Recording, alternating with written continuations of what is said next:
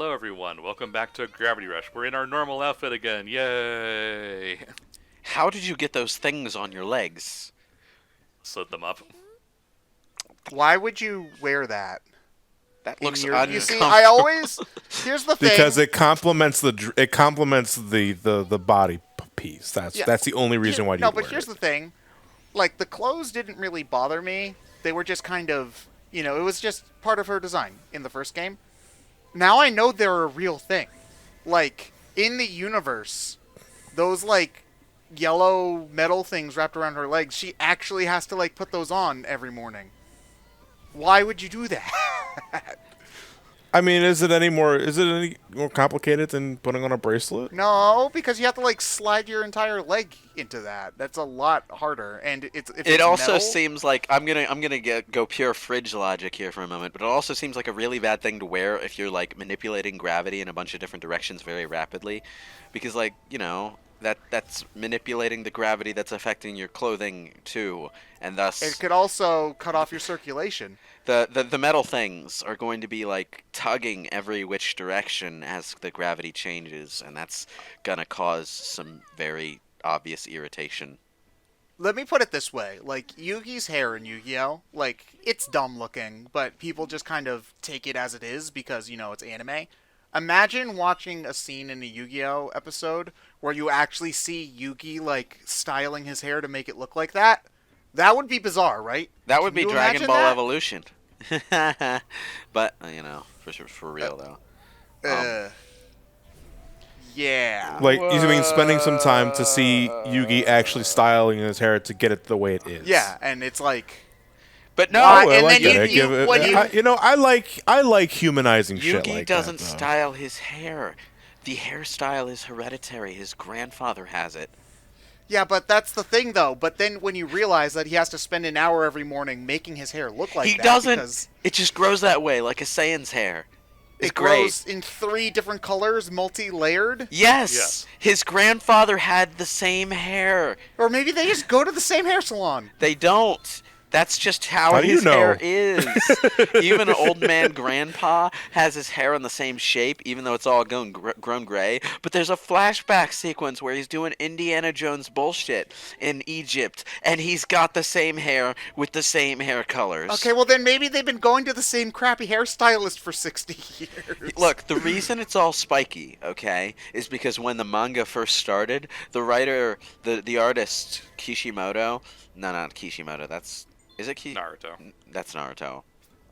Whatever the Yu-Gi-Oh guy's name is, he was drawing things with more of a rounded, floppy-looking, like sloppy kind of vibe to the way people looked, and Yugi's hair was just all over the place. It was a mess. It was kind of more like multicolored Harry Potter hair, but as he went on, as manga artists tend to when they get popular enough to have to do it every week, things got more angular and easy to draw as the series progressed. And by the time it got to the Duelist Kingdom stuff, Yugi was looking pretty pointy. So that's the way he's That's true. remembered. Solomon Muto had different colored hair in his youth.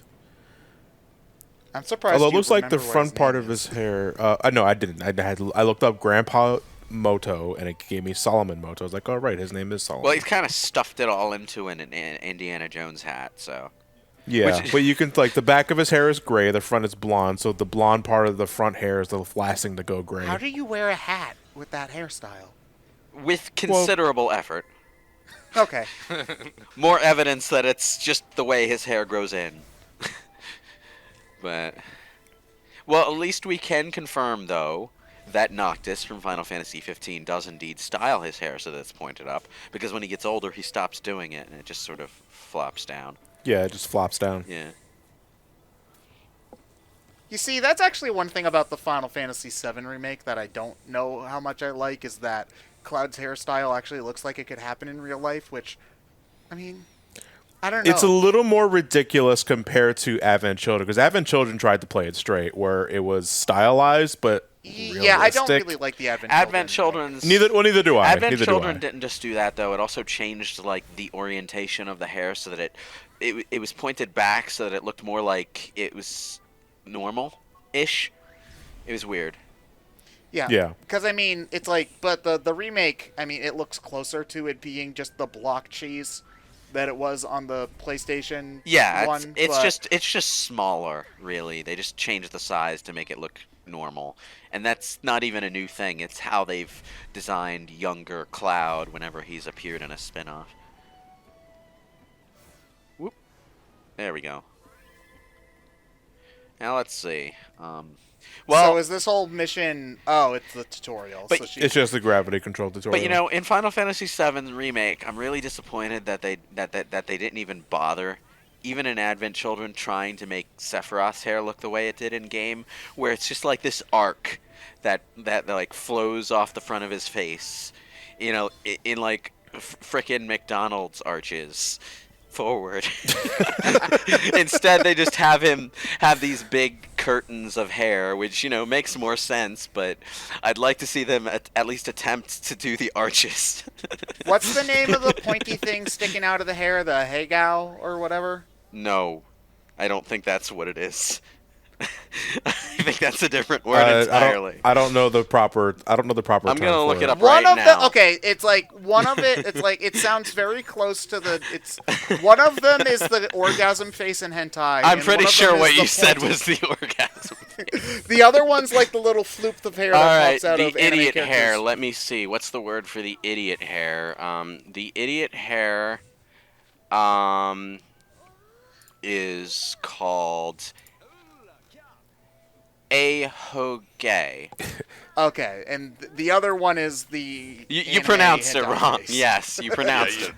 Yeah. You pronounced the Okay. hentai face. Okay, so Okay. you know, I didn't know that the words were so similar, so that's not entirely your fault that you missed. Ted, you're one of those people that wears those fucking cum sweaters Oh, at cons. dude, no, no. Dude, okay, you don't even need to go to a con to see someone wearing that. I was at work, okay, at the Amazon warehouse, Oh, and God. there's this kind of there's just, you know, a woman walking by in a sweater with just, you know, those faces all over. Why would you wear something Why- like that yeah. as clothes on your body? I don't know. I don't know, but they do. I don't know. I guess I just want to see people's reactions. Maybe in Lewis's case, it is a plant to get him to constantly move is to get away from that sweater. It is an easy way to find out things about them. Like, if someone asks you what the hell is going on your sweater, you know that they don't watch porn, so you know that they're pure and innocent. But, you know, if someone looks at you and doesn't react, you know they probably watched a little too much. There's an Instagram video where a girl is recording her mom because her mom bought her one. She's like, "It's the anime that you like," and then she's like, "Mom, Mom, what are you doing?" And the mom actually didn't get it, and it's like, We're not moving down quite fast enough for your hair to fly up all Super Saiyan like that. Are you doing that on purpose? yeah, as This somebody is to who's go even further beyond. She just like I know that's just the graphic engine being screwy, but like the idea that she would do that to amuse herself on elevators is entertaining to me. I think I could imagine her doing that. I'd do it. Although, as That's- somebody who has hair roughly that long, yes, you would have to like. I think like even if you're jumping off of like a diving board or something, What happened you probably right wouldn't be there, long enough for your okay, hair to go like. Floop. what happened right there is what happens when you apply Dead or Alive 1 boob physics to hair, okay? To hair and cloth, okay? It just goes you're- wild. Apply the DOA jiggle physics and set Just your age dial to it 99. up to OMG mode. Yeah, that's a thing. Dead or Alive 5 wanted to have more realistic boob physics than previous games, but they knew people would be upset with that, so they just included an option to make it more Dead or Alive-like, and then, as an unlockable, even more Dead or Alive-like. So, yeah. And they wonder why people don't take them seriously. It was actually something that they added later when their marketing push to do DOA 5 as a serious fighting game didn't quite work out. So, yeah. yeah. It's like everything, actually, in DOA 5 that's super fan servicey was added after that point. Like, oh, we didn't manage to compete with Tekken after all, so we need to add Zack's Beach from the volleyball games. We need to add more swimsuit costumes. then more swimsuit costumes, and then God damn it, that DOA 5 has like $1,000 worth of costume DLC. Uh-huh. I'm Still not better exaggerating. than Farm Simulator. It's got $1,000 worth of costume DLC that was all added over time. It's Wait, is that Farm Simulator or Train Simulator that has like the $1,000 of DLC? Why not both? why? Who would pay $1,000 of DLC for a Some farm people simulator? do. I mean, if it was something like Stardew Valley, sure. Some people get just really into it. Take my money if it's Stardew Valley, but like, Farm Simulator, really? Look, Animal Crossing New Horizons is coming out in a month. It's probably already out. No, by the I'm just time like, this video what goes could you out. possibly add as DLC to a farm simulator? More plants to grow? Wheat. I think it's like Uh, specific bigger wheat. brands of like farm equipment. Okay, dude, if you're doing a farm simulator and wheat isn't in your default plant set before DLC, that's like a Pokemon game that doesn't have Pidgey. Wait, does Sword and Shield have Pidgey? Nope. I realize as I say that I haven't actually seen Pidgey.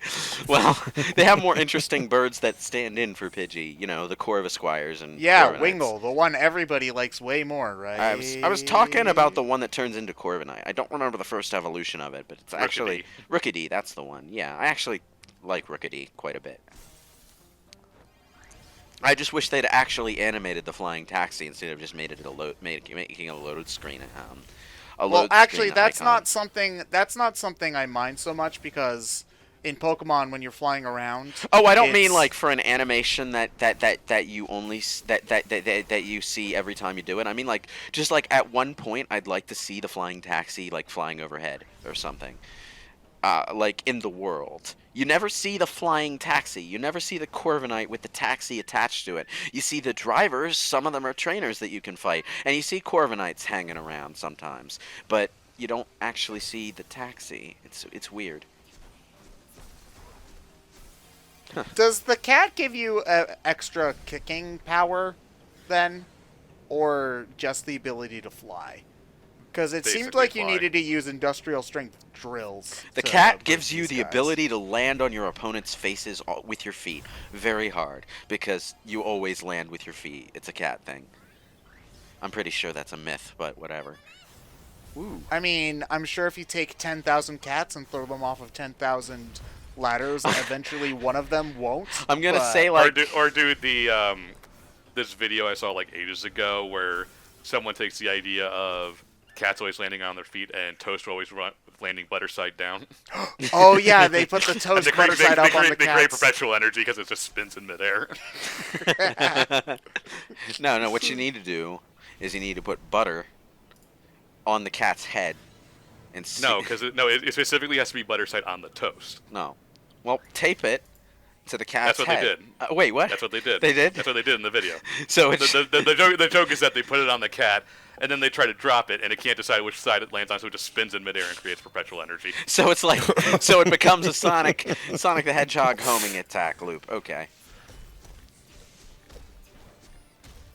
Okay, I'm Can gonna you say ever get stuck in a homing attack circle to the point where No. you have to restart the? no. Eventually, the game will No. correct itself. It will but- eventually fix itself. Yeah. Yeah. Okay, because I know that that's actually a failsafe in Super Mario Galaxy where if you're floating around a planet for too long without landing, the game will just kill you so that you don't get stuck. That's unfortunate because there are times when you might be trying to do that on purpose just to see how long it would last. I know that there are like certain people who are looking for glitches and speedruns who have found it like trying to skip stuff. I don't know how long like the timer is, like if it's more than a minute or like 5 minutes It or has to something. last at least a decent amount of time because I've intentionally gone and looped around small planetoids for quite a long time in my own games. Yeah, you can definitely do it for like at least a good 30 seconds, just without even really trying that hard. Yeah. So, I think it might just be a failsafe that kicks in if the game detects you as technically falling for too long. yeah. Which, makes sense. Sometimes glitches happen in games where you just happen to fall past the death zones. And Yeah. it Yeah, becomes so an it's issue. a good failsafe for Yeah. games to have tech-wise. Yeah. So, okay, so where is this place? This is the underground where they mine for the gems you use for upgrades and stuff. This is the game just giving you a bit more free reign to explore with your gravity powers now that you have them. This is also place you can go to in-game to grind for gems if you don't feel like exploring the area and trying to find like crevices where they're hiding and stuff. Okay. So Because this there was technically a limited number of gems in the first game, not that you would ever really run out. Yeah. But some people don't want to have to, flying around trying to find that one section of underneath the building that they didn't get to already. I'm a little iffy on that, to be honest, because I think like the point of collectibles in an open world game is to explore. But if you That's can just true. go to one area and constantly destroy things and get them infinitely, they don't give you a ton. It's just if you're like, oh, I'm a little bit short, I want to go and grind for the last bit. And okay, you've gotten like 95% of it, and yeah. Okay, I realize that my threshold for annoyance when it comes to open world exploration collectibles is quite high because I actually completed Assassin's Creed 2's Feather Quest, and when you're doing the Feather Quest, even online guides won't save you. But I just think that more games need a where the hell is that last thing? yeah, they added that in Assassin's Creed Brotherhood, but Assassin's Creed 2 did not have one. Yeah, because I mean, it's just when you're missing like the last one, that's when it gets really frustrating. Yeah, so, purple coins in Mario Odyssey was locked. That function was locked behind an amiibo. If there's a it's design, like, but it was just the purple coins. They did it for the moons, and it was a great system. But if there's a design trend that I thank the heavens for every day nowadays, it's you go back to old areas, you see the collectibles you already collected, except they're transparent now to tell you that they were there, but you got them. yeah, and also marking them on the map. Because generally speaking, if you found a collectible somewhere there on the map, there probably isn't another one super close by. Yeah, I also appreciate, like, some games actually do have you only have, like, 3 collectibles left. We're going to add something in to make it easier to find those last ones. Like, Ukulele has something like that, where it's, like, a hot and cold beeping kind of thing. Yeah. When there's only a few, like, quills or things left to find. Yeah, it's like exploring to find a multitude of stuff is fun. Exploring to find the last few blue coins in Super Mario Sunshine can kiss my ass. Yeah, it's only that's I think when it feels like it's a chore for a lot of these collectible games is when you're doing the 100% and you're like at 90. Well, in Sunshine, it wasn't even just that the coins themselves were hard to find; it's that some of them were locked to specific shine missions, rather. So you had to go into the correct level with the correct mission to get them. And look on every wall and make sure that you. And there was no blue coin counter. Yeah. To me, that's the biggest fucking thing about it. That there's no counter for those coins. Besides knowing, you only know that there's 30 coins in each level, but you don't know what episode has what coins and how many coins you already collected. Yeah. It's a problem that exists technically in Super Mario 64, but it's way worse in Sunshine by several orders of magnitude. Okay, so the purple things are the gems that you collect for upgrade. What are the green ones? Those are health. Those are health? Okay. This guy looks like an asshole. Yes, he is. He's got that hair, Yeah. It's like, it's like some hairstyles in anime, there actually is, like, with hairstyles and hair colors in anime, there's, like, a language going on in where, like, if someone's got green hair, they probably have a certain kind of personality, that kind of thing. The outliers that exist in other anime seem to have just been caused by writers and designers who see anime weird hair colors and just don't know the symbolism behind them. So occasionally you get a series that breaks the mold with that purely by accident because they didn't know there was a mold to break. They stepped on the mold while they were walking through their bedroom at night with the lights off.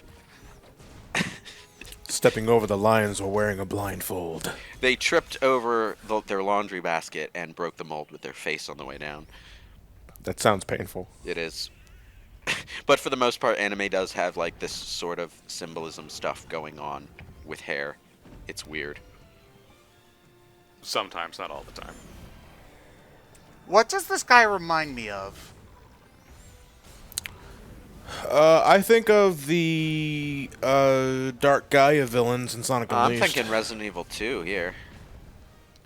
Resident Evil, Birkin? Eyeballs. It's like specifically like the little dangly arm. on our right. It's left arm. Some Oh. reason that reminds me of something, and I don't. Well, it's dead now, so it doesn't remind me of anything anymore. It But, does remind me of something now that I'm thinking about it. I'm just It's blanking on what it is. I'm blanking on what it is too. Wow. Okay. Call me crazy. I think it reminds. Will we remember to bring it up next time we go into Gravity Rush? We'll have to find out in the next part. We probably won't. We're doing it in 2 weeks, so absolutely we will not.